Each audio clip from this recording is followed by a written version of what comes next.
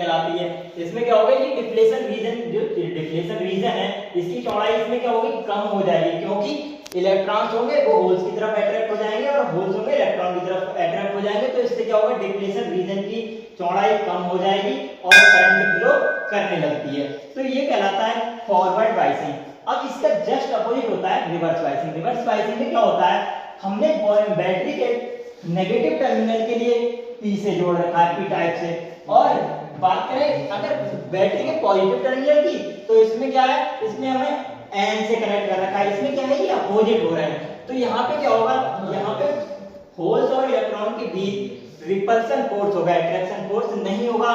इसलिए क्या होगा, जो डिफ्लेशन रीजन है उसकी चौड़ाई घटने की जगह क्या होगा, बढ़ जाएगी। और जब डिफ्लेशन रीजन की चौड़ाई बढ़ जाएगी तो क्या होगा, करंट फ्लो नहीं हो पाएगी। ना ही तो इलेक्ट्रॉन्स जो होंगे वो होल्स की तरफ अट्रैक्ट होंगे और ना ही होल्स जो होंगे वो इलेक्ट्रॉन की तरफ अट्रैक्ट होंगे।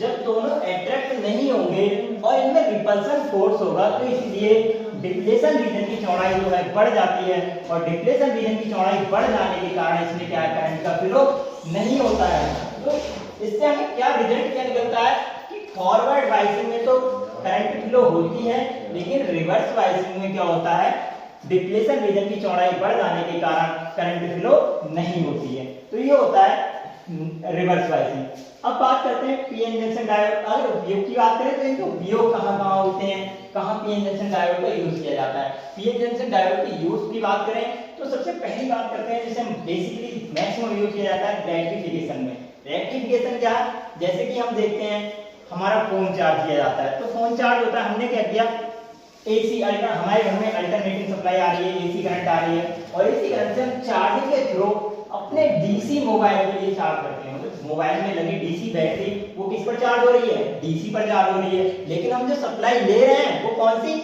हम ले रहे हैं एसी सप्लाई।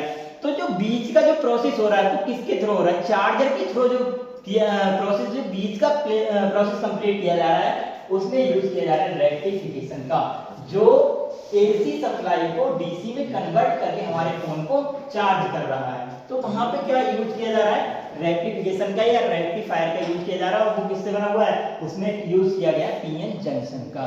जैसा हम ब्रिज रेक्टिफायर पढ़ते हैं, तो इसी तरीके से एसी को डीसी में चेंज करने के लिए रेक्टिफायर का प्रयोग किया जाता है। अब बात करते हैं दूसरा